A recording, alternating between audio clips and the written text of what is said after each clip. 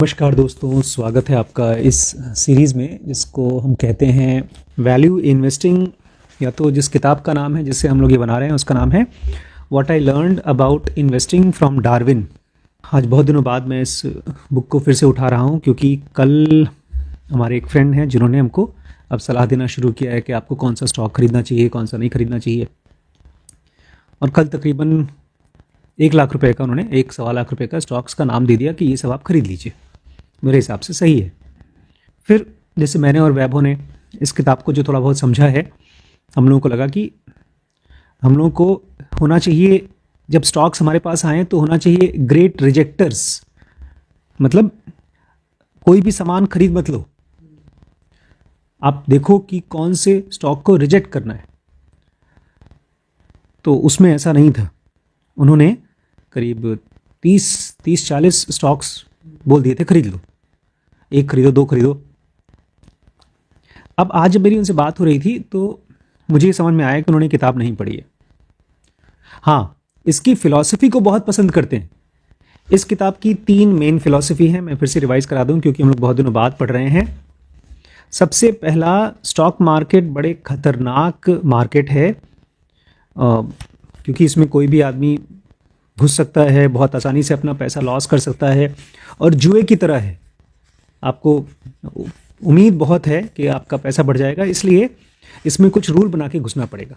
सबसे पहला रूल है इसका, अवॉइड बिग रिस्क्स, कि बड़े बड़े रिस्क अवॉइड करिए। अब इन्होंने मुझे काफ़ी टाइम से, अनिल जी ने सलाह देना शुरू किया है स्टॉक खरीदो, और वो छोटे छोटे ही सलाह देते थे, 1 खरीदो, 2 खरीदो, ज़्यादा नहीं।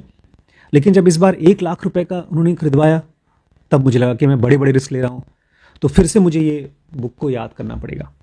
तो वो मुझे एक तरह से उंगली पकड़ करके गहरे में ले जा रहे थे पानी में। मैं डूब जाता, मर जाता, मुझे तैरना नहीं आता। तो मैंने आज उसमें ब्रेक लगा दिया कि मैं बिग रिस्क नहीं लूँगा जब तक कि मुझे समझ में नहीं आता। दूसरा, इस बुक में बताया गया, by high quality at a fair price, कि अच्छी क्वालिटी का स्टॉक खरीदो और सही रेट पर। अच्छी क्वालिटी का स्टॉक खरीदो सही रेट पर। इसमें मुझे थोड़ा बहुत आइडिया अब आना शुरू हुआ है ज़मीनों के बारे में, कि ज़मीन कैसे आप अच्छी क्वालिटी खरीदते हैं सही रेट पर। और वो भी तब जब मैं एक साथ 30, 40, 50 अलग अलग टाइप की ज़मीनों को देखता हूँ तब। क्योंकि मैंने पहली बार जो गलत ज़मीन खरीदी थी उसमें खाली 7-8 ज़मीनें देखी थी, और मेरे मन ने सोचा, अज्यूम किया कि हाँ मुझे पता है। एक 1400 वाली ज़मीन को मैंने 200 वाली ज़मीन से कंपेयर किया, 200 वाली सस्ती लगी, ले लिया। बाद में पता चला वो 200 की भी नहीं थी, वो तो 50 रुपए की भी ज़मीन नहीं थी। लेकिन अब फंसे हुए हैं, अभी तक फंसे हुए हैं। तो ये भी स्टॉक में हम लोगों को अभी अच्छे से सीखना पड़ेगा, जानना पड़ेगा कि कैसे आप अच्छी क्वालिटी के स्टॉक को पहचानें और उसका सही रेट पहचानें। अब इसके अंदर में अलग अलग चैप्टर्स हैं जो हम लोग अभी कवर कर रहे हैं, और लास्ट में अभी हमने बिल्कुल इसके ऊपर बातचीत नहीं की है, उनके चैप्टर्स की शुरुआत भी नहीं की है। वो है don't be lazy, be very very lazy. आलसी मत बनो स्टॉक मार्केट में, बहुत बहुत बहुत आलसी रहो। अब इस चीज़ को समझाने के लिए पुलक प्रसाद ढेर सारे अलग अलग प्रजातियों का नाम बताते हैं कि कैसे कौन कौन सी स्पीसीज़, जानवर की प्रजाति कई साल से, कई लाख साल से, कई करोड़ साल से ज़िंदा है, सर्वाइव कर रही है। तो उसी में ये जो चैप्टर चल रहा है, ये बड़ा मुश्किल चैप्टर है, मेरे लिए बहुत मुश्किल चैप्टर था। इसके बाद से फिर मैंने छोड़ दिया, पढ़ाना ही छोड़ दिया। इसका नाम है Darwin at my DCF। Darwin ने मेरा DCF खा लिया। डार्विन मतलब वो आदमी जो प्रजातियों को, स्पीसीज को पढ़ता था। अब वो DCF कैसे खा सकता है? DCF मतलब होता है discounted cash flow. Discounted cash flow, ये DCF कंपनीज का होता है। अब ये थोड़ा समझिए, मान लीजिए मुझे किसी कंपनी का स्टॉक खरीदना है और वो स्टॉक 5,000 रुपये का है। अब कैसे पता चलेगा कि वो अच्छी कंपनी है कि नहीं, वो सस्ती कंपनी है कि नहीं 5,000 रुपये में? उसमें बहुत से लोग, ज़्यादातर अच्छे अच्छे समझदार लोग यूज़ करते हैं उस कंपनी का DCF, डिस्काउंटेड कैश फ्लो। जैसे अभी हमारा MP स्कैन में हर रोज़ का कैश फ्लो कितना है, मान लीजिए हम ये कहें कि हमारा रोज़ का 10,000 रुपये की सेल है, कैश है भाई, तो उसी हिसाब से लोग लगाएंगे, यार रोज़ का 10,000 रुपये मतलब महीने का 3 लाख रुपए, साल का 30 लाख रुपए से भी ज़्यादा। इसका मतलब ये कंपनी 30 लाख से तो ज़्यादा है ही। अभी हमने देखा एक कंपनी है, उसका कोई तेल की कंपनी है, केश काला कुछ करके, वो साल की 16-17 करोड़ का सेल करती थी और उसको दूसरी कंपनी ने खरीदा 1600 करोड़ की, 1600 रुपये, 1600 करोड़ की। अब 16 करोड़ रुपए की कंपनी 1600 करोड़ में खरीदा, तो कोई तो हिसाब किताब लगाया होगा कि उन्होंने डिसाइड किया कि ये इतने की है। तो जो ये स्टॉक मार्केट में डिसीजन होते हैं उसमें ये चीज़ बहुत ज़्यादा कैलकुलेट होती है, DCF, डिस्काउंटेड कैश फ्लो। यही एक बात को उन्होंने अलग अलग तरीके से हमको दिमाग में ठूंसने की कोशिश की। अब आज के चैप्टर को पढ़ाने से पहले मैं इस चैप्टर का समरी पढ़ाना चाहता हूं, ताकि हम लोग को ये आइडिया हो जाए कि ये चैप्टर क्या बताना चाहता है। समरी पहले पढ़ लेते हैं, ठीक है। चैप्टर समरी है, evolutionary theory has taught me that. Evolutionary theory ने, पुलक प्रसाद बोलते हैं, मुझे ये सिखाया। एवोल्यूशनरी थियरी मतलब है कि कैसे प्रजातियां इवॉल्व हुई। बहुत नई चीज़ बताई है। इससे पहले कि हम आगे बढ़ें, मैं छोटी सी बात और बताना चाहता हूँ। अनिल जी को मैंने कहा था ये किताब पढ़िए, जो मुझे बता रहे हैं कि आप स्टॉक खरीदिए, उनको मैंने कहा था ये किताब पढ़िएगा, बड़ी इंपॉर्टेंट किताब है अगर आप स्टॉक मार्केट में इन्वेस्ट करना चाहते हैं। तो बोलते मैं नहीं पढ़ पाया इसको, ना ही तो पढ़ पाऊंगा। क्यों? बोलते हैं आपको लगता है कि आदमी बंदर से आया है। डार्विन वो आदमी थे जो कहते थे आदमी बंदर से इवॉल्व हुआ है। कई हज़ार साल पहले या शायद कई लाख साल पहले जो पेड़ पर आज जानवर थे, बंदर थे, वो ही उसी में से एक प्रजाति, उसको बोलते हैं होमो सेपियन, वो ज़मीन पर सोना शुरू कर दिए। धीमे धीमे उनका नींद अच्छा हो गया और बहुत से चेंजेस आए तो हम आदमी बन गए। वो होमो सेपियन आज ह्यूमंस हैं, और भी अलग अलग प्रजातियां थी। ये बात बेचारे अनिल जी को पची नहीं है। उनके हिसाब से ये भगवान के खिलाफ है, क्योंकि भगवान ने इंसान को अपने जैसा बनाया है, जानवर को अपने जैसा बनाया है। मैं भी इस बात पर मानता हूँ, यकीन करता हूँ। मैंने जो ज़ुनोगा पढ़ी है उसमें ये समझाया गया है कि डिवाइन फ्रैगमेंट, वो सभी प्रजातियां जिनके अंदर में आत्मा होती है, उसमें सबसे लोएस्ट जो प्रजाति है इंसान। ज़ुनोगा एडवांस में हम पढ़ते हैं 4 स्पीसीज हैं जिसके अंदर आत्मा होती है, परमात्मा होता है। उसमें सबसे बड़ा प्रजाति है ब्रह्मांड, यूनिवर्स। यूनिवर्स के अंदर आत्मा होती है। उसके बाद है स्टार्स, चांद नहीं है, स्टार्स, तारे, बड़े बड़े तारे जैसे सूरज, उसके अंदर में भी आत्मा होती है। अभी ये सब थियरी है, अभी इसके डिटेल में भी नहीं जाएंगे। और तीसरी प्रजाति है जो इनके चारों तरफ घूमती है, सूरज के चारों तरफ घूमते हैं ग्रह, जैसे धरती एक ग्रह है, शुक्र एक ग्रह है, इनके अंदर में भी आत्मा होती है। जैसे धरती के अंदर आत्मा होती है, ऐसा ज़ुनोगा कहती है, स्पिरिचुअल बुक्स कहती हैं। और उसी सीरीज में सबसे नीचे के लेवल पे है इंसान। इंसान के अंदर भी आत्मा होती है। अब बड़ी मुश्किल हो रही है अनिल जी को ये चीज़ पचाने में कि आदमी आत्म भगवान का रूप और यहाँ पर जानवर सब जानवर के रूप। इस जानवर में से आदमी कैसे निकला? मेरे लिए इस चीज़ को एक्सेप्ट करने में मुश्किल नहीं है, क्योंकि भले आदमी के अंदर में आत्मा होती है, लेकिन आदमी फिलहाल यूज कर रहा है शरीर, जिसके अंदर है हड्डी, मांस, दांत, आंख, हार्मोन्स। और ये शरीर को जब आत्मा यूज करता है तो उसकी ताकत शरीर की हो जाती है, मतलब वो कमजोर हो जाती है। इसलिए मुझे लगता है ये कोई ताज्जुब की बात नहीं है अगर हमारे इनको डार्विन को लगता है कि ये शरीर बंदरों से आया है। नेचर ने अलग अलग एक्सपेरिमेंट किए। नेचर मतलब हमारा धरती, सूरज, ये पंच महाभूत प्रकृति, उसने अलग अलग शरीर बनाए अलग अलग परिस्थितियों के हिसाब से। अगर आज हमको शिकार करना होता तो शायद बंदरों से भी ज़्यादा ताकतवर होते हम पेड़ कूदने में, या हमारे नाखून शेर से भी ज़्यादा मजबूत होते अगर हम शिकारी बनना चाहते तो। लेकिन हम इवॉल्व हो गए, ये शरीर जो हमारा शरीर है वो इवॉल्व हुआ है दिमागी काम करने के लिए। तो एक शरीर है जिसको डिवाइन फ्रैगमेंट आत्मन यूज कर रही है। हो सकता है इसके अलावा कोई और शरीर यूज करती तो मैं इस किताब को आराम से पढ़ सकता हूं। डार्विन से मुझे लगता है उनको दिक्कत है। तो ये एवोल्यूशन थियरी कि कौन सी प्रजाति कैसे डेवलप हुई उसके बारे में पुलक प्रसाद कहते हैं, सिंपल सी बात यह है, इस पूरे चैप्टर में बताया गया है, हम इन्वेस्टर्स किसी भी कंपनी के बारे में अच्छे तरीके से समझ सकते हैं उसके इतिहास को पढ़ करके, ना कि उसके भविष्य को फोरकास्ट करके। मान लीजिए आप देखते हैं किसी बड़े ब्रांड को, एप्पल कंपनी है, माइक्रोसॉफ्ट है, टाटा ग्रुप है, कोई भी बड़ा ब्रांड है, आप कहें यार ये ना कंपनी बहुत अच्छी लग रही मुझको, ये अगले साल अभी 50 करोड़ है, अगले साल 100 करोड़ कमाएगी। क्यों लगता है आपको? भाई मार्केट रिसर्च है, उसका प्रोडक्ट है, ढेर सारी चीज़ें हैं। ये गलत कर रहे हैं आप।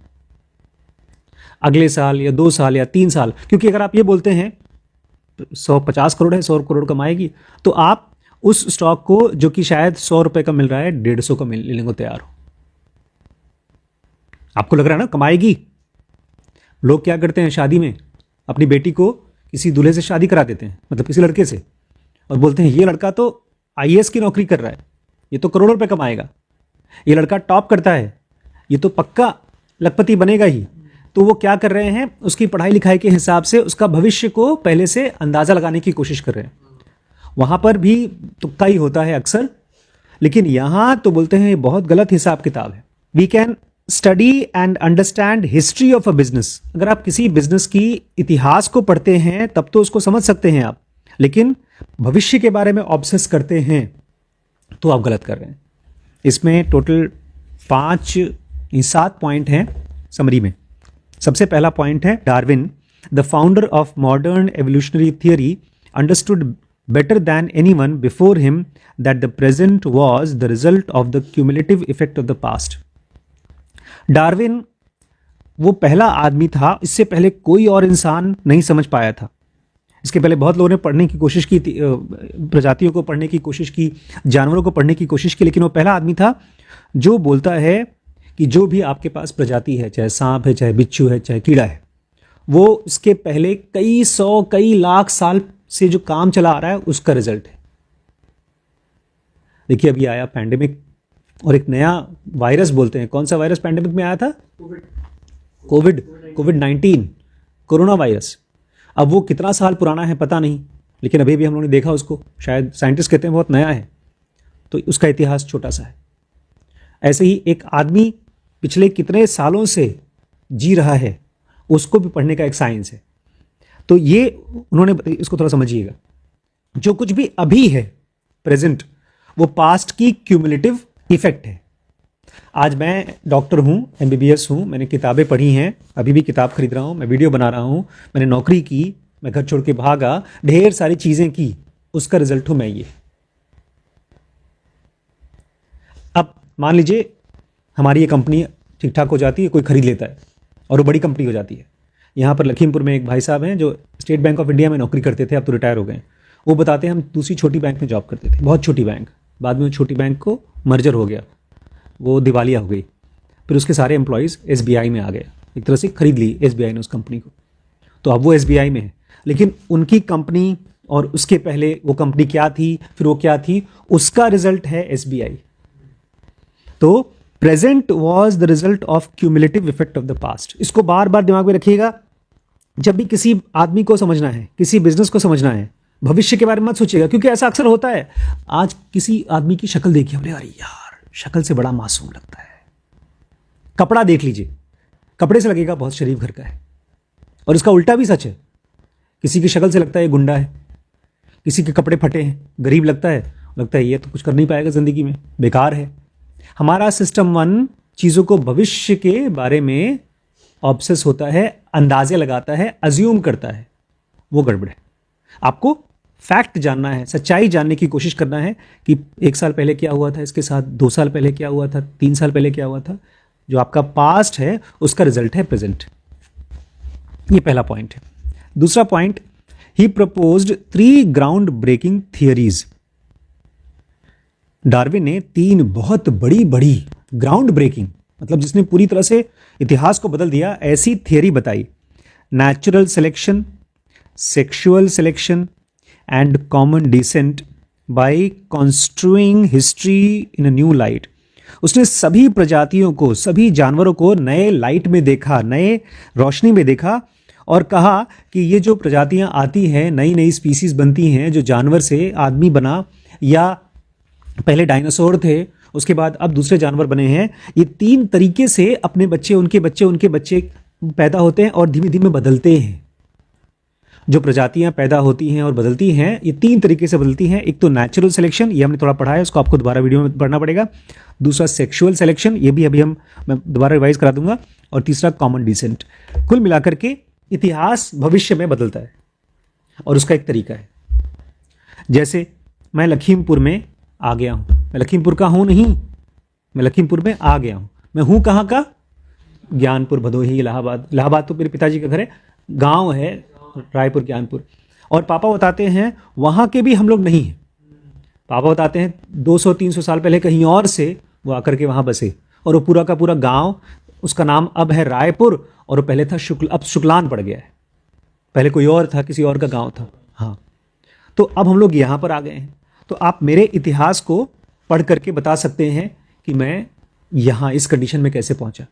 इतिहास को ऐसे ही किसी जानवर का इतिहास आप लेंगे तो आप बता सकते हैं कि ये कैसे, इसके पहले ये क्या था, उसके पहले ये क्या था। इसके 3 तरीके हैं, natural selection, sexual selection, common descent. इसको और गहरे में मैं बाद में बताऊंगा, पहले की वीडियो में बताया भी है। अब एक बड़ी इंपॉर्टेंट चीज बताते हैं तीसरे पॉइंट में। Unlike physics and chemistry, the science of evolutionary biology does not make predictions. Physics में और केमिस्ट्री में आप प्रेडिक्शन कर सकते हैं और सही साबित हो सकते हैं। आपने पानी लिया, गैस पे रखा, गर्म किया, तो 100 बार आप गर्म करेंगे, हर बार तकरीबन उतने ही टाइम के बाद पानी गर्म हो जाएगा। अच्छा, इसी पानी को अगर आप थोड़ा हाइट पर ले जाते हैं तो टाइम या तो बढ़ जाएगा या तो घट जाएगा, डिपेंडिंग अपॉन कितनी हाइट पर जाते हैं। प्रेशर कुकर यहां पर अलग टाइम से, वहां पर अलग टाइम से गर्म करेगा, खाना उबालेगा, क्योंकि ये सब चीजें आप प्रिडिक्ट कर सकते हैं अभी भी और भविष्य में भी, क्योंकि ये फिजिक्स और केमिस्ट्री के नियम है, ये कभी टूटते नहीं। नियम भी कहना गलत है, सिद्धांत है, लॉ है। लेकिन बायोलॉजी में ऐसा नहीं होता। बायोलॉजी में आप प्रेडिक्शन नहीं कर सकते। एवोल्यूशनरी बायोलॉजी में आप ये नहीं पूछ सकते कि अब आदमी क्या बनेगा। एक बहुत अच्छा ऑथर है, होमो सेपियंस लिखी है, क्या नाम है, इवाल नोआ हरारी। उन्होंने किताब लिखी है होमो सेपियंस, के आदमी का इतिहास में कैसा आदमी था और कैसे पैसे आया, कैसे सब चीज़ उसने बहुत अच्छे से एक किताब में लिखी है। उसके बाद उसने नई किताब लिखी होमो डायस। अब उसने लिखने की कोशिश की है कि आदमी भविष्य में क्या होने वाला है। वो थोड़ा सा ट्रिकी है, पक्का नहीं है कि वो होगा कि नहीं होगा। तो कह रहे हैं बायोलॉजी में, एवोल्यूशनरी बायोलॉजी में आपका ये सवाल तो सही है कि आदमी, ये 2 पैर में चलने वाला आदमी कैसे बन गया। इसके पहले तो बंदर अगर था तो 4 पैर से चलता था, पेड़ पे कूदता है, दोनों पैर का यूज करता है, ये 2 पैर पे आदमी चलने वाला कैसे बन गया। ये सवाल अगर बायोलॉजी में पूछते हैं तो आप सही पूछ रहे हैं, क्योंकि आप पास्ट पूछ रहे हैं। लेकिन अगर आपसे आप प्रेडिक्शन करने की कोशिश करेंगे, अरे यार आदमी भी 2 पैर पे चलता है, बहुत जल्दी ये उड़ने लगेगा या 1 पैर पे चलेगा, ये भविष्यवाणी बायोलॉजी आपको नहीं सिखाती। चौथा पॉइंट है, investment world is obsessed with the future. जब भी कोई पूंजी लगाता है, कहीं पैसा लगाता है, तो पागल रहता है भविष्य के बारे में। भैया मैं वहां पैसा लगाऊंगा जहां पर मेरा पैसा भविष्य में बढ़ेगा। इन्वेस्टमेंट की दुनिया पागल रहती है भविष्य के बारे में। Studying history has taken a back seat in making bold forecasts. और आज की डेट में जो बैंकर्स हैं, जिनके पास पैसा है, पूंजीपति छोड़ चुके हैं इतिहास पढ़ना। इतिहास पढ़ना चाहिए किसी कंपनी को वैल्यू जानने के लिए, उसका भविष्य नहीं, क्योंकि भविष्य आप जान नहीं सकते। लेकिन फिर भी लोग कोशिश करते हैं। ये जो DCF, इस चैप्टर का नाम है डार्विन 8 माई DCF। DCF भविष्य के बारे में, वो खत्म कर दिया। देखिए मैंने आपसे क्या कहा, आपने ध्यान नहीं दिया। रिम्पी स्कैन में हर रोज के 10,000 रुपये आते हैं। 10,000 रुपये आते हैं, सही है, आएंगे ये सही नहीं है। और अगर किसी ने कहा आएंगे, आते हैं, 1 साल से 2 साल से आ रहे हैं, आएंगे भी, चलो कंपनी खरीद लेते हैं, तो वो भविष्य के एक भविष्यवाणी पर भरोसा करके कंपनी खरीद रहे हैं। तो बेचारे जो भी इन्वेस्टर्स हैं वो भूल चुके हैं कि पास्ट को पढ़ना चाहिए। अगर आप कोई सॉलिड फोरकास्ट करना चाहते हैं, वो बेचारे पागल होते हैं भविष्य के बारे में, उसको फोरकास्ट करने की कोशिश करते हैं, भविष्यवाणी करने की कोशिश करते हैं। 5वां point, Taking a leaf out of evolutionary biology, we focus exclusively on a widely and openly available historical information to analyze business. We spend no time building projections and forecasts. अभी आज मुझे उन्होंने भेजा है, अनिल जी ने पूरा लिस्ट भेजा है कि क्यों उन्होंने फलाना फलाना कंपनी, एक डैम कैपिटल थी ना, दाम कैपिटल क्यों खरीदने के लिए कह रहे थे। वैभव ने कहा और मैंने भी देखा कि वो महंगी है, हमारे लिए महंगी है, लेकिन उन्होंने मुझे डिटेल भेजा है स्क्रीनर का कि क्यों महंगी नहीं है, लेकिन उसमें कंपनी का इतिहास को कम बताया गया है, प्रोजेक्शन ज़्यादा किया गया है। जैसे पुलक प्रसाद के हिसाब से ना तो कंपनी का लंबे समय से स्ट्रॉन्ग फंडामेंटल है, ना तो उस कंपनी का बहुत अच्छा ब्रांड है, कोई नहीं आएगी तो हटा के चल देगी। तो पुलक हिस्ट्री देखते हैं, उनका जो है वो सारा फ्यूचर के बेस पर है। इसमें भी ये बड़ी ट्रिकी चीज़ है। अगर हम किसी कंपनी को पसंद करते हैं, उसका स्टॉक खरीदना चाहते हैं, तो हम उसके इतिहास में भी वही चीज़ें खोज के निकालते हैं जो हमको ये दिखाए कि भविष्य उसका अच्छा है। मान लो आप लोग हैं यहाँ पर और मुझे कहते हैं सर गरिमा के लिए एक बहुत अच्छा लड़का आ गया। आपने एक लड़का दिखाया जो आईएएस की तैयारी कर रहा है, और आपने लड़का दिखाया जो डॉक्टर की तैयारी कर रहा है। आप कहेंगे सर डॉक्टर की तैयारी कर रहा है ज़्यादा कमाएगा, हॉस्पिटल बोलेगा। आप कहेंगे सर आईएएस बनेगा तो ज़्यादा कमाएगा, पूरे शहर का डीएम हो जाएगा। तो दोनों ही, अगर मैं आपसे पूछूं क्या भरोसा, तो आप लोग बोलेंगे सर 10th में टॉप किया था, 12th में उसके बहुत अच्छे नंबर आए थे, उसके पापा भी डॉक्टर हैं, इसके पापा यूपीएससी रैंकर हैं। ये तो आप अच्छी चीज़ बता रहे हैं, लेकिन खराब चीज़ मिस कर जाएंगे। तो बहुत बार हम लोग इतिहास को भी जब देखना चाहते हैं तो भविष्य की नज़र से देखना चाहते हैं। जिस कंपनी को पसंद करते हैं, ये कह रहे हैं हम कोशिश करते हैं किसी बिजनेस का हिस्टोरिकल इंफॉर्मेशन लेकर उसको एनालाइज करने के लिए कि अब तक उसका कंपनी कितना स्ट्रांग था, बस उसके आगे नहीं। तो ये कह रहे हैं ध्यान दीजिएगा, हम किसी कंपनी का, हम लोग एवोल्यूशनरी बायोलॉजी से ही सीखते हैं कि कंपनी का इतिहास जान सकते हो, भविष्य की भविष्यवाणी नहीं कर सकते। बस we spend no time building projections and forecast. हम बिल्कुल समय बर्बाद नहीं करते हैं एक कंपनी का प्रोजेक्शन और फोरकास्ट बनाने में। पता है कैसे बनाते हैं फोरकास्ट? लोग एक्सेल शीट लेते हैं, मतलब एक कागज़ पे डायग्राम बनाते हैं, एक ग्राफ बनाते हैं, उसमें बोलते हैं जनवरी में 2025 जनवरी चल रहा है, फरवरी, मार्च, अप्रैल, मई, जून, जुलाई, इस अगले 10 महीने में या 11 महीने में इतना कमाएगी, 2026 में इतना कमाएगी, 27 में इतना कमाएगी। ऐसे प्रोजेक्शन बनाते हैं, इसीलिए कंपनी इतनी कीमती है। बोलते हैं ये सब काम में हम बिल्कुल टाइम वेस्ट नहीं करते, क्योंकि हम भविष्य को जानते ही नहीं, हम केवल पास्ट को अच्छे से देखने की कोशिश करते हैं। छठा पॉइंट है, we develop a point of view on company financial strategy, competitive position and valuation by analysing what has already happened without bothering about what will happen. देखिए, खरीदते तो ये लोग भी स्टॉक ही हैं, और इसलिए खरीदते हैं ताकि भविष्य में वो बढ़े और बेचें। तो उसमें देखते क्या हैं, इसमें 3-4 चीज़ें देखते हैं। सबसे पहला कंपनी का फाइनेंशियल्स, कि अब तक कंपनी जब बनी थी उसके बैंक में कितने पैसे आए, कितने पैसे उसने खर्च किया, कितने पैसे बचे, उसको बोलते हैं कंपनीज फाइनेंशियल्स। दूसरा कंपनी स्ट्रैटेजी, उस कंपनी की रणनीति क्या थी अब तक, उस जो भी उसने काम किया, पहले एक शहर में खोला, फिर 2 में खोला, फिर 2 साल रुक गई, फिर तीसरे शहर में खोला, फिर 10 शहर में खोला, उसकी रणनीति क्या थी इस पूरे प्रोसेस में। तीसरा कॉम्पिटिटिव पोजीशन, कि इसके कंपटीशन के और इसके बीच में क्या अंतर है, वो अपने दुश्मनों से जो उनके कंपटीशन में हैं उनसे कितना आगे है, पीछे है, वगैरह वगैरह। और valuation by analysing what has already happened. इन सब चीज़ों को देख करके हम उस कंपनी की एक कीमत डिसाइड करते हैं।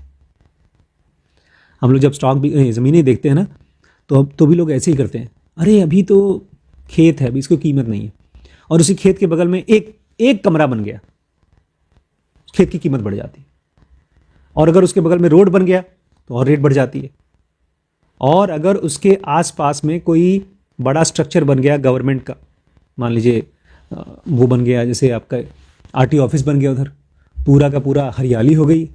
यहाँ गांव में ओयल में हॉस्पिटल बना था, उसके आसपास की जो ज़मीनें थी, जो शायद 2 लाख रुपए बीघा नहीं बिकती थी, 1 करोड़ रुपए बीघा बिक रही हैं अब। With in 2 years 3 years 2 lakh का 20 लाख नहीं, 1 करोड़ रुपए बीघा। आज स्क्वायर फीट में वहां जमीन बिक रही है 5,000, 6,000, 7,000 रुपए स्क्वायर फीट। अभी किसी ने मुझे फोटो भेजा था। तो ये किस बेसिस पर बढ़ा रहे हैं? पास्ट के बेसिस पे, कि वहां रोड है कि नहीं, बिल्डिंग है कि नहीं, ऐसे। बल्कि आपने गलती से ले लिया जमीन खेतों के बीच में, क्योंकि उसे पता था रोड बनेगी। हाँ हाँ, मैंने इसलिए जो मेरा पहला जो बता रहा हूँ मैं, ज़मीन बेकार थी, वो यही थी कि यहाँ बनेगी, यहाँ जल्दी से जल्दी बिल्डिंग बन जाएगा और हो जाएगा, तो उसमें मेरा फंस गया। मैंने फ्यूचर प्रोजेक्शन के हिसाब से इसको ले लिया। कुल मिलाकर के अपने माइंड को थोड़ा रोकना पड़ेगा, बिकॉज ये माइंड मशीन है फ्यूचर प्रेडिक्ट करने की। आप किसी को देखते हैं तो बोलते हैं सर मैं बता रहा हूँ ये आदमी बदतमीज़ है। आप ये नहीं बता रहे हैं कि अभी तक बदतमीज़ी किया है, आप बोल रहे हैं सर इसके ऊपर भरोसा मत करिए। और ये कहाँ से बोलते हैं? आप अपने सिस्टम 1 से बोलते हैं, 2 से नहीं बोलते। अंदाज़ा लगाते हैं, अंदाज़ा ऑटोमेटिक आता है, तो वो मत करिए। आप इतिहास को देखिए और उसमें भी कंपनी का फाइनेंशियल स्ट्रेटजी, कॉम्पिटिटिव पोजीशन और वैल्यूएशन। 7वां पॉइंट है, how ever concentrating on the past does have 2 main down sides.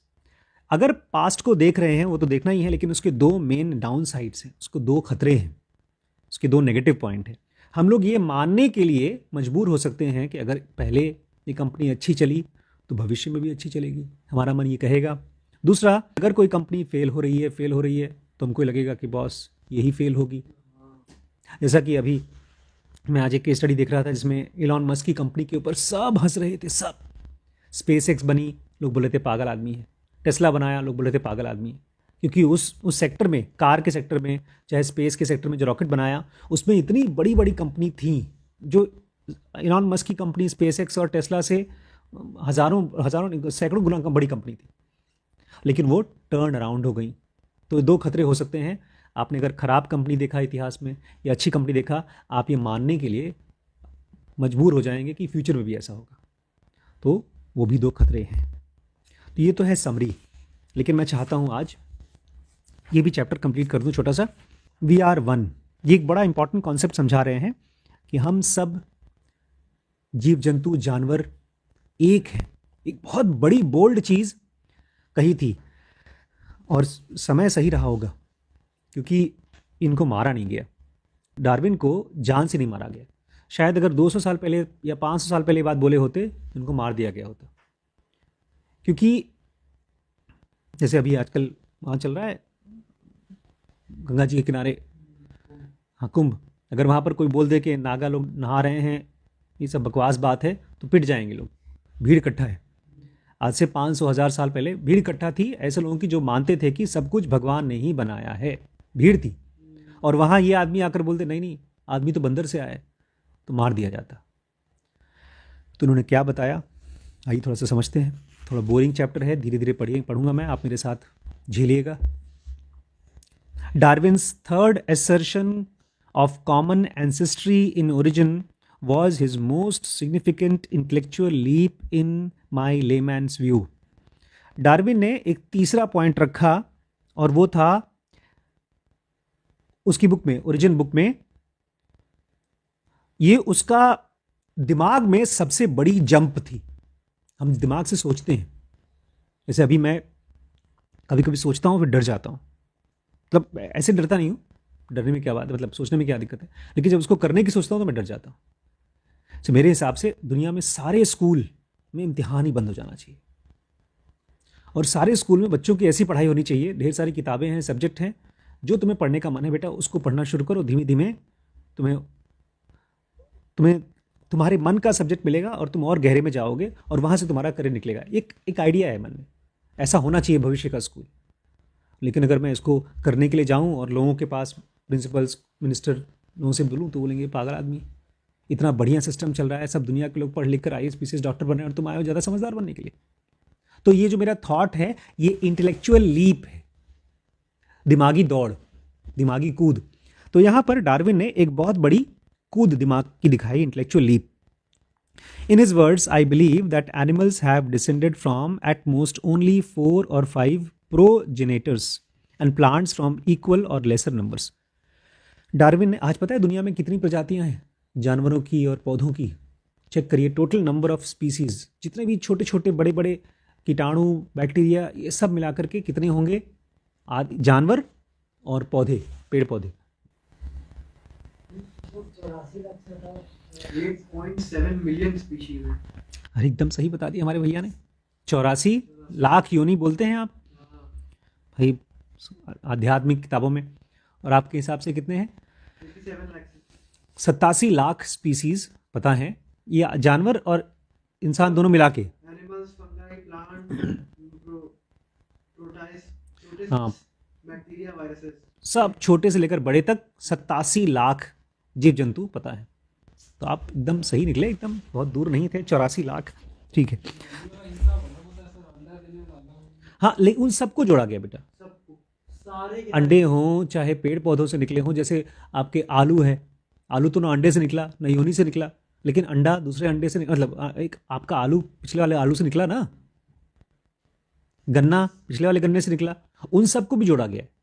जो प्लांट्स में 298,000 स्पीशीज है। 3 अच्छा, लाख। पौधों में तकरीबन 3 लाख हैं, और बाकी छोटे छोटे बैक्टीरिया भी जोड़े गए हैं, जिससे हमको तबीयत खराब होती है, बीमारी होती है, उन सबको भी जोड़ा गया है। उन सबको मिला करके करीब 87 लाख बता रहे हैं डॉक्टर्स। और हमारे डार्विन कहते हैं मेरे हिसाब से ये सब के सब 3-4 प्रोजेनेटर से निकले। 3-4 थे शुरू शुरू में, उन्हीं के बच्चे बच्चे बच्चे होकर के अलग अलग होते गए और सब बन गया। आज दुनिया, इंडिया में कितने गांव हैं, लेकिन वो एक ही गांव से निकले होंगे। पहले एक गांव होगा, उसके 2 बच्चे, उस आदमी के 2 बच्चे, फिर उसके 2 बच्चे, ऐसे ही एक जानवर रहा होगा, उसके 2, फिर 4, फिर 10, ऐसे करते करते आज 87 लाख जीव जंतु हैं। लेकिन उनकी बोल्ड चीज क्या थी?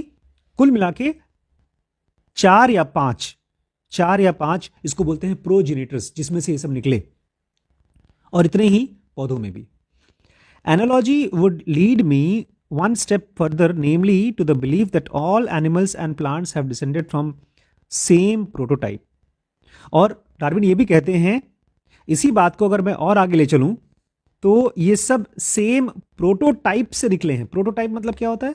हम लोग जब दूसरों की शक्ल देखते हैं ना तो बोलते हैं ये बाप के ऊपर गया है, तो वो बाप का ये प्रोटोटाइप है। तो सारे जीव जंतु सेम प्रोटोटाइप से आए। अब इसको और आगे समझते हैं, बहुत अच्छा फोटो भी दिया इसके लिए। Many Victorians did not even accept the black and white human descended from the common stock, and here was Darwin claiming unity across disparate species. बोलते हैं उस समय जो विक्टोरियंस थे, विक्टोरियंस जानते कौन थे? क्वीन विक्टोरिया के प्रजाति, अंग्रेज जिनको हम बोलते हैं, वो सारी की सारी अंग्रेज, सब लोग अंग्रेज नहीं थे। अंग्रेज मेनली वो लोग थे जो भारत में आकर राज किए थे। इंग्लैंड की रानी थी क्वीन विक्टोरिया, और विक्टोरिया जहां जहां राज की, और उनके लोगों को बोला जाता था विक्टोरियंस। और विक्टोरियंस बोलते थे क्या बकवास कर रहे हो तुम, काला अलग प्रजाति से आया है, गोरे अलग प्रजाति से आए हैं, गोरे अच्छे जीव हैं, काले खराब जीव हैं। क्यों बोलते थे ऐसा? क्योंकि हम ऊंची प्रजाति। यही बोल बोल करके हिटलर नाम के आदमी ने यहूदियों को करोड़ों में मरवाया। वो कहता था कि इनकी प्रजाति ही खराब है, इनकी तो बीज ही खराब है, उसको तो धरती पर होना ही नहीं चाहिए, विलुप्त कर दो उनको, नुकसान करता है। और हम, वो खुद को बोलता था हम आर्यंस हैं। तो उनकी ये बिलीव थी, इतनी गंदी गंदी चीज़ें उन्होंने की, धरती पर बच्चों को, बूढ़ों को, सबको मार डाला गैस चेंबर में फेंक फेंक करके। तो ये वो लोग थे जो मानते थे कि काले और गोरे अलग अलग प्रजातियों से आए। और तुम कह रहे हो भैया बंदर भी उसी प्रजाति से आया है, कॉकरोच भी उसी प्रजाति से आया है, हिरण भी उसी प्रजाति से आया है, पागल आदमी है। इसलिए मैंने कहा अगर पहले होता तो मार दिया गया होता, तब तक दुनिया काफी खुल गई होगी। Chapter 14 of Origin presents copious evidence to bolster his claim that most species have evolved from very few common ancestors. उनकी किताब है ओरिजिन, जो हमारे डार्विन ने लिखी है, उसमें चैप्टर 14 में उन्होंने ढेर सारा एग्जाम्पल दिया है ये बताने के लिए कि सब जानवर उसी एक ही कॉमन एंसेस्टर से आए। उनके एंसेस्टर को क्या बोलेंगे हिंदी में? पूर्वज। सबके पूर्वज एक ही हैं। He called this phenomenon descent with modification. और जब एक ही पूर्वज से आए हैं, इस चीज को उसने कहा डिसेंट विथ मॉडिफिकेशन। डिसेंट मतलब उतरना, वहां से नीचे उतरे, फिर नीचे उतरे, और उसमें कुछ कुछ मॉडिफिकेशन हो गया, थोड़ा बदलाव आ गया। जैसे मेरे 2 बच्चे हुए, एक वैभव, एक श्रीश, तो दोनों में थोड़ा थोड़ा बदलाव आया। हैं तो मेरे ही बच्चे, लेकिन दोनों में थोड़ा थोड़ा बदलाव आ गया, तो इसको नाम दिया descent with modification. He starts by pointing out the obvious. सबसे पहले तो उसने एकदम एकदम जाहिर बात कही, एकदम साफ बात कही। Organic beings are nested within groups. उसने कहा जितने भी ऑर्गेनिक बीइंग्स हैं, मतलब कीड़े मकोड़े वगैरह हैं, उनको ग्रुप में डाला। The hierarchy levels in ascending order as follows. Biology में सबसे बोरिंग चीज़ है ये, सबसे बोरिंग चीज़। हम लोगों को पढ़ना पड़ता था नाम, कि किसी जानवर का 1 2 3 4 5 6 7 चीज याद करना पड़ता था, उसके 7 नाम याद करने पड़ते थे। वो कौन सी स्पीसीज से है, मैं बताऊंगा आपको एक एग्जांपल के जरिए। वो कौन सी जेनू से है, कौन सी फैमिली से है, कौन से ऑर्डर से है, कौन से क्लास से है, कौन से फाइलम से, और कौन से किंगडम से। अभी इसको मैं बताऊंगा अलग अलग क्या है। एग्जाम्पल के लिए सुनिए, कुत्ता और डॉग आर स्पीसीज कैनिस फेमोरालिस। कुत्ता कौन सी स्पीसीज से है, उस स्पीसीज का नाम है Canis familiaris, and belong to genus Canis. और उसका जेनुस क्या है, कैनिस। अभी आप थोड़ा बोल लीजिए, कोई बात नहीं, आगे समझ में आएगा। When grouped with wolves and jackals, they belong to the family Canidae. कुत्ते को आप 2 लोगों के साथ जोड़ सकते हैं, भेड़िए और वुल्फ, मतलब भेड़िया हो गया। जैकॉल, जैकॉल को क्या बोलते हैं, सियार को शायद, हाँ जैकॉल मतलब सियार होता है। देखा है सियार, लोमड़ी को बोलते हैं ना। लोमड़ी तो फॉक्स होती है। वुल्फ भेड़िया हो गया।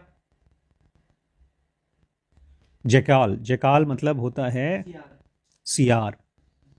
देखो जैकाल, शक्ल देख लो जियाल, ऐसे जैकाल की, सियार की आपने देखा भी हो शायद, छोटा सा होता है। अब हम देखते हैं वुल्फ, भेड़िया। ये भी उसी की तरह है, लेकिन थोड़ा सा बदलाव आया है। बाल ज्यादा है।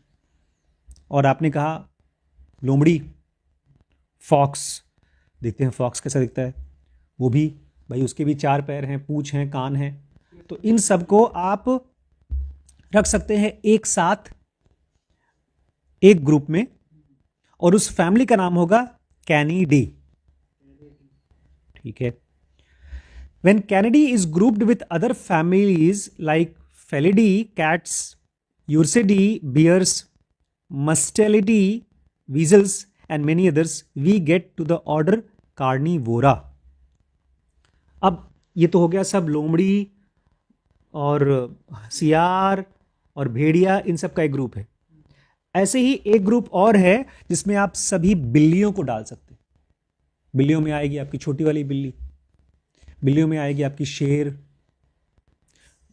शेर एक बिल्ली है, देखिए आप शक्ल देखिए शेर की। शेर का मौसी बोलता है। हाँ, इसलिए उसको मौसेरा भाई बोलते हैं। इसका नाम है फैनिडी, फेलिडी, फेलिडे।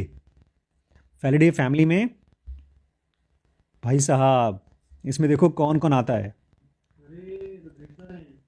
इसमें शेर आता है, चीता आता है, काला वाला तेंदुआ आता है, ढेर सारे लोग आते हैं। कैट्स ऑफ द वर्ल्ड कहते हैं। सभी दुनिया भर की बिल्लियां इसी में से ही निकलती हैं। Cat family. लेकिन ये अलग फैमिली है, लोमड़ियों और कुत्तों की अलग फैमिली है। उस फैमिली को बोला जाता है कैनिस, और इस फैमिली को बोला जाता है फेलिडी। एक और फैमिली है उर्सिडी। इनको को आपस में शिकार नहीं होता। हाँ, शायद नहीं होता होगा। उर्सेडी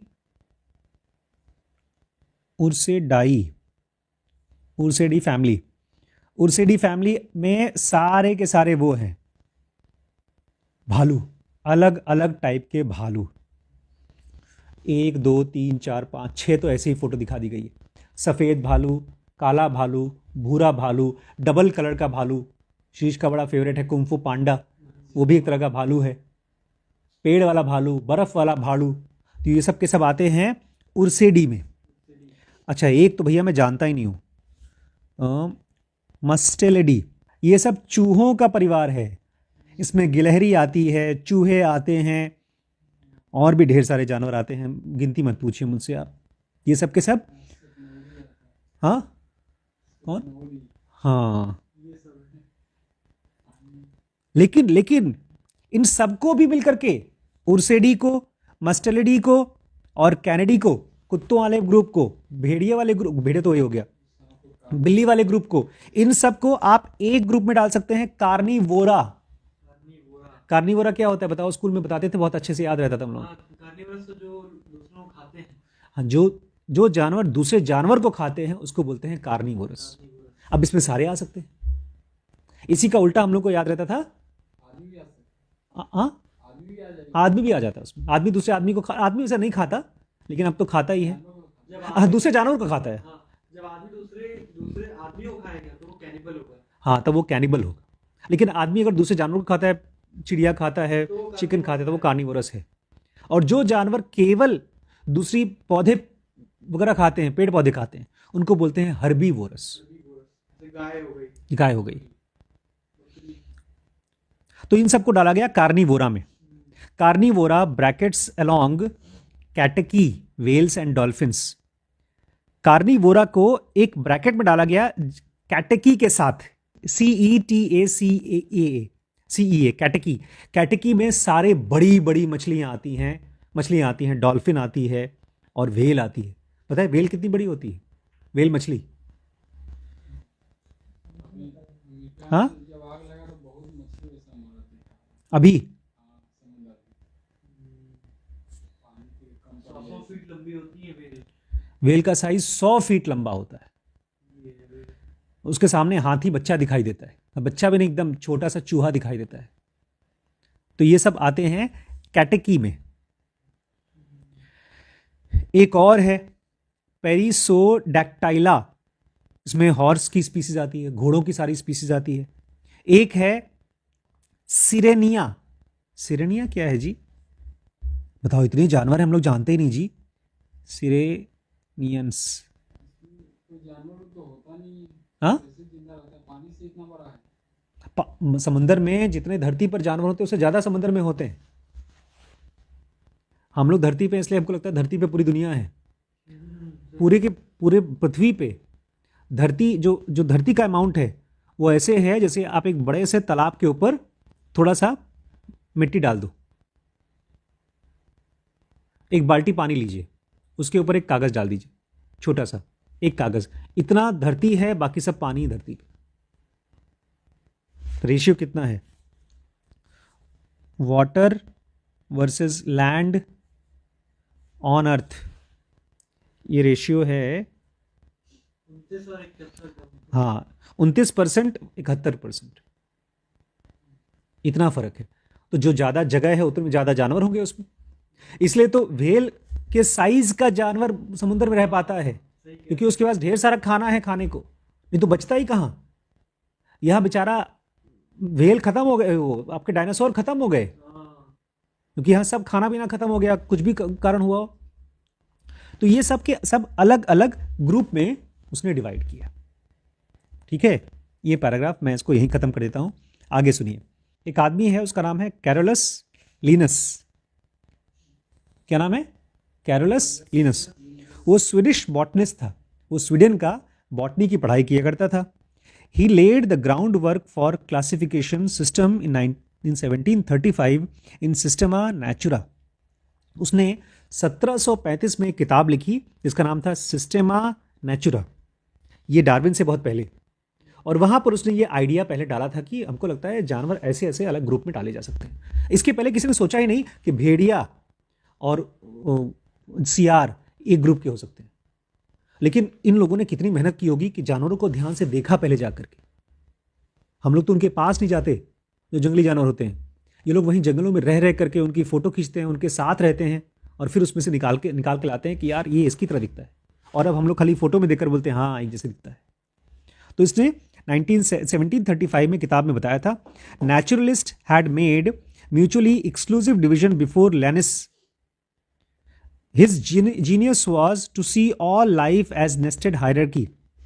बोलते हैं इसके भी पहले बहुत से लोगों ने थोड़ा बहुत इसकी तरह लिखा था, लेकिन ये आदमी इतना समझदार था, इसने कहा कि all life has nested hierarchy, कि पूरी की पूरी जितनी लाइफ है, जीव जंतु हैं, उनका है नेस्टेड हायरार्की। मतलब नेस्ट मतलब होता है नेस्ट, घोंसला। एक पंछी अपने बच्चों के साथ वहां रहता है, ऐसे ही एक प्रजाति यहां ग्रो हो रही है, एक प्रजाति यहां ग्रो हो रही है, ये सब नेस्टेड हायरार्की है। और ये सब के सब यहां से आए हैं, ये सब के सब यहां से आए हैं। इसने पहली बार ये चीज लिखा। लेनिस वॉज हाईली डेवूट मैन। और सुनिए, लेनिस बहुत डेवूट आदमी था, भगवान प्रेमी था, भगवान से डरता था। And believed that nature's hierarchical system resulted from God's plan. और वो ये मानता था ये सब कुछ हुआ जो है, ये प्रजाति वहां से निकला है, ये सब भगवान का प्लान से आए, इसमें कोई इंसान ने कुछ नहीं किया। Amazingly the modern organisation of living world follow Linnaeus system with only few modifications. आज भी जो हम लोग पढ़ते हैं बायोलॉजी में, वो उसी लेनिस का ही मॉडिफिकेशन है, थोड़ा बहुत, ज़्यादातर उसमें से लिया गया, थोड़ा बहुत ऐड किया गया है। इसमें एक खास पॉइंट बता रहे हैं, लेनिस बहुत डेवूट आदमी था, भगवान प्रेमी नहीं, भगवान से डरने वाला, भगवान को मानने वाला। वो कभी भगवान के खिलाफ जा ही नहीं सकता था। ये तो हमारे डार्विन बोले भगवान को कुछ करने की जरूरत ही नहीं थी धरती पर। भगवान करे एडवांस्ड आदमी हैं कि एक एक प्रजाति को बना करके क्यों डालेंगे। उन्होंने ऐसा सिस्टम बना दिया है कि सब प्रजातियां अपने साथ हो रही हैं, भगवान को हटा दिया सीन में से। As you can see there seems to be particular natural order to this system. Dogs appear rightly classified with jackals, canidae, fedli are at the same level of family, and how else does the group horses and dugongs accept under the class mammals? But Darwin writes in chapter 14 of Origin, some deeper bond is included in our classification than mere resemblance. तो आप देख पा रहे हैं ना, चूहे, गिलहरी और इस तरह की सब प्रजातियां एक जैसी हैं, देख पा रहे हैं ना। अब तक कभी सोचा नहीं। उधर लोमड़ी को किसके साथ रखा हमने, सियार के साथ, और सियार, लोमड़ी, कुत्ता, इन सबको रखा, ठीक है। लेकिन डार्विन कहते हैं नहीं, some deeper bond is included in our classification. ये सब के सब एक जैसे दिखते नहीं है, इसलिए एक मत बोलो एक, इनके बीच में कोई और गहरा बॉन्ड है। ये जो सियार और लोमड़ी जैसा है, ये खाली शक्ल का सिमिलरिटी नहीं है, और कोई गहरा बॉन्ड है। उन्होंने अपनी किताब में लिखा, I believe that this is the case and that community of descent the one known cause of close similarity in organic beings is the bond which though observed by various degrees of modification is particularly revealed to us by our classification. वही बात है, हम तो ऊपर से देखते हैं जानवरों को। हमारे डार्विन कहते हैं ऊपर से मत देखो, तुम ऊपर से देखने में तुम्हें गहराई समझ में नहीं आएगी, कोई गहरा बॉन्ड है इनके बीच में। अभी आगे चलते हैं। अब देखिए, लोगों ने अभी तक जितना भी क्लासिफिकेशन किया, जानवरों को ऊपर से देख के किया। डार्विन कहते हैं ऊपर से तो अलग अलग भी हैं और एक जैसे भी हैं। कुछ जानवर एक जैसे हैं, बाकी अलग अलग हैं, लेकिन इनके बीच में सिमिलैरिटी होना, एक जैसा होना, कोई गहरी चीज है इनके तार में जोड़ी हुई है। वो क्या है गहरी चीज, अब सुनिए। Darwin was making a strikingly original argument. Darwin एक नई बात बता रहा था जो इससे पहले किसी ने नहीं बोला। स्ट्राइकिंगली ओरिजिनल आर्ग्यूमेंट, बहस कर रहा था एकदम नए तरीके से, जो इसके पहले किसी ने नहीं बोला था। The classification system seems right to us because it reflects the path of evolution of all living beings in earth. वो कह रहे थे ये जो क्लासिफिकेशन सिस्टम है, जानवरों को अलग अलग करने का सिस्टम है, ये हमको बता रहा है पाथ ऑफ एवोल्यूशन। ये बहुत नया कॉन्सेप्ट डाला उन्होंने कहा कि अगर एक जानवर जैसे हम हैं, हमारे बाद हमारे बच्चे आए, तो हमारे बच्चे हमारी एवोल्यूशन है। एवोल्यूशन मतलब विकास, और जो चीज हमसे बेहतर है वही हमारे बच्चे में जाएगी। बेहतर मतलब जो सरवाइव कर सकती है। और जो चीज सर्वाइव नहीं करेगी, भविष्य में जो नहीं बचेगी, वो नेचर खत्म कर देगा। ये पहली बार उन्होंने कहा। Linnaeus demonstrated that all organic life is connected. He credited God for natural order. Darwin concluded that it could be so only if all organisms had one or just few common ancestors. Linnaeus क्या बोलता था कि सब कुछ भगवान का करा कराया है, लेकिन ये बोलते हैं भगवान का नहीं, हमारे कुछ कॉमन पूर्वज थे, उनसे सब आया है, एवोल्यूशन के तहत। भगवान को सीन से निकाल दो। Darwin provided 2 additional pieces of proof of common ancestry. सुनिए, डार्विन का बाकियों से क्या अलग बोल रहा है? डार्विन बोल रहा है भगवान को लाओ ही मत, ये सब का सब बायोलॉजी अपने हिसाब से कर रही है, नेचर की ताकत है जो कर रही है। उसने 2 बातें लेकर आया जो बोलता है प्रूफ है भाई, समझो, मेरे पास एकदम साफ साफ प्रूफ है। पहला proof, early stage embryo of seemingly unrelated groups like mammals, birds and reptiles resemble one another so closely that it is hard to distinguish between them. बोलता है एक काम करो, सारे जानवरों के सारे जानवर ले लो, उसमें तुम आदमी के बच्चे ले लो, चिड़ियों के बच्चे ले लो और सांप के बच्चे ले लो, उन सब के एम्ब्रियो को देख लो।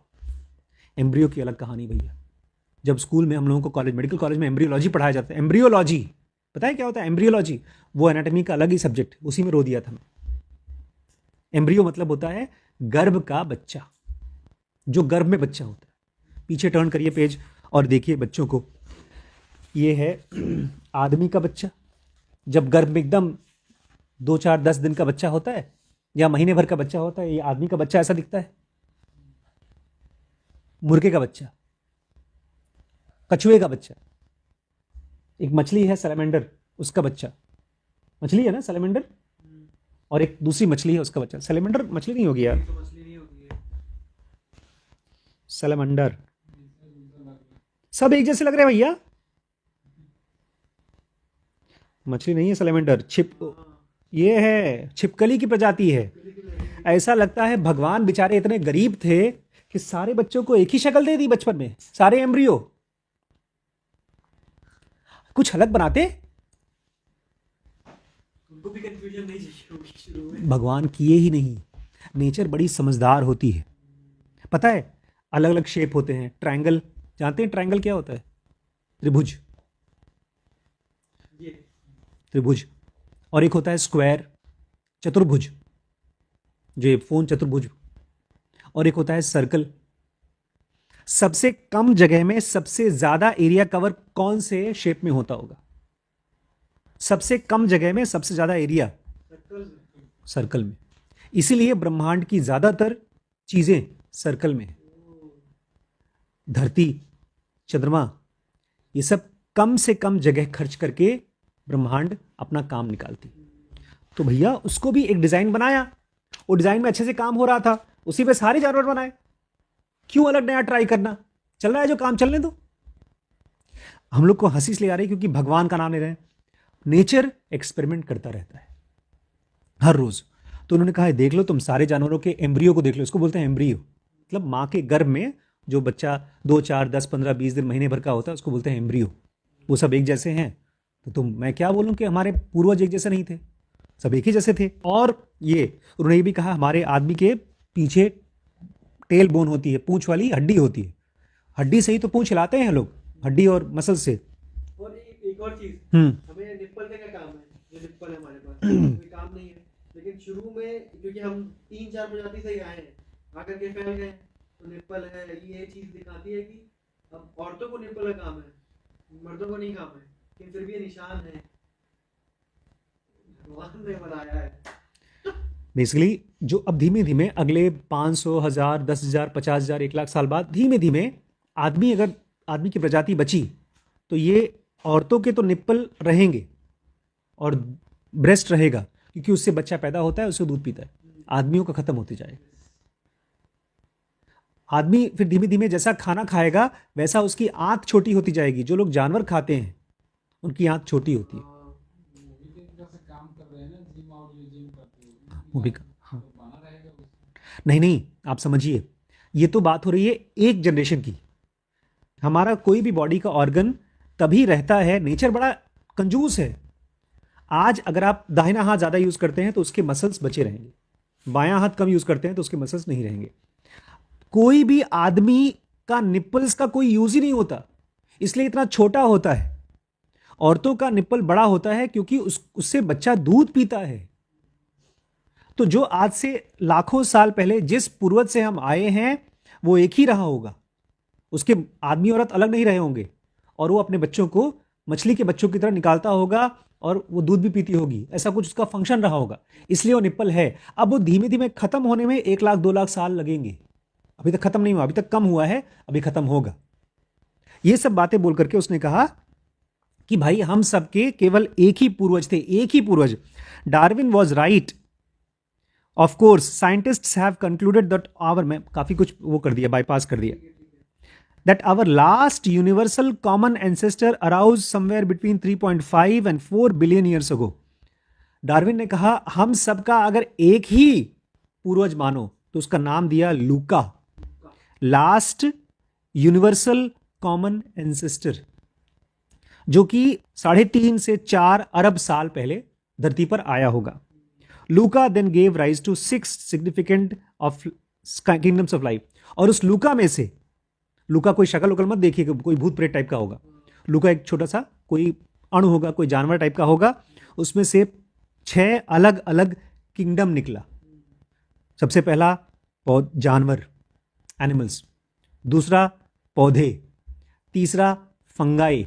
अभी हम लोग भैया के यहाँ गए थे वहाँ सागर में, और तो वहाँ पर कुकुरमुत्ता की खेती करते हैं, वो बिल्डिंग के अंदर पॉलीथीन में डाल देते हैं, कुकुरमुत्ता फैलता है, उसको फिर हम लोग खाते हैं, मशरूम। तो वो फंगाई है, जैसे ब्रेड के ऊपर फफूंदी लग जाती है, तो वो अलग प्रजाति है, तो वो एक हुआ। प्रोटिस्ट्स, यू बैक्टीरिया एंड आर्की, ये बहुत छोटे छोटे होते हैं जो माइक्रोस्कोप के नीचे दिखते हैं। ये 6 अलग अलग प्रजाति लूका से निकले। Although Darwin wasn't aware 4 of these 6 kingdoms, I find it staggering that he still arrived at correct conclusion. What a genius.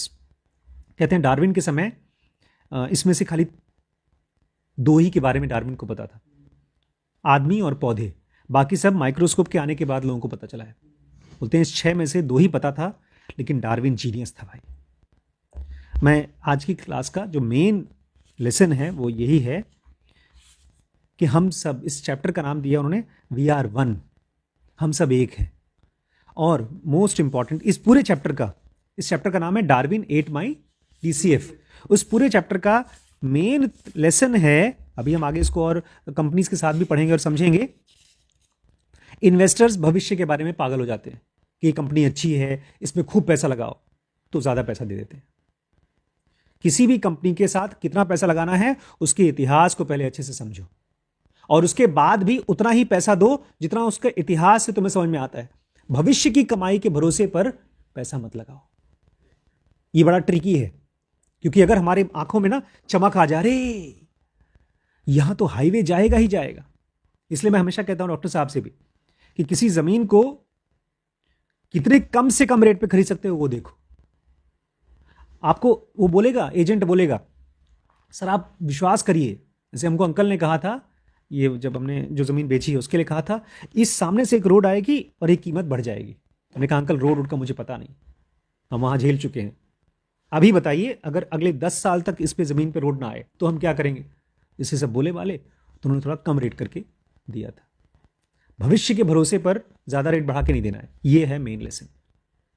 और भविष्य के ऊपर भरोसा क्यों करते हैं? डीसीएफ, डिस्काउंटेड कैश फ्लो, एक कॉन्सेप्ट है जो कि लोग कैलकुलेट करते हैं प्रेडिक्शन करने के लिए। तो ये मेन पॉइंट था। मैं चाहता हूँ इस पूरी की पूरी बुक को हम लोग कवर करें, और वैभव ने बहुत अच्छा किया है। इसकी सारी जानकारी को लेकर के चैट जीपीटी की मदद से एक फ़िल्टर बनाया है कि कोई भी कंपनी हमको बताए तो वो फ़िल्टर बना दिए, उसमें से छन के आएगा। अगर वो इस किताब के फ़िल्टर को प्रूव करता है तब तो हम उसको लेंगे, अगर वो छट जाता है तो नहीं लेंगे।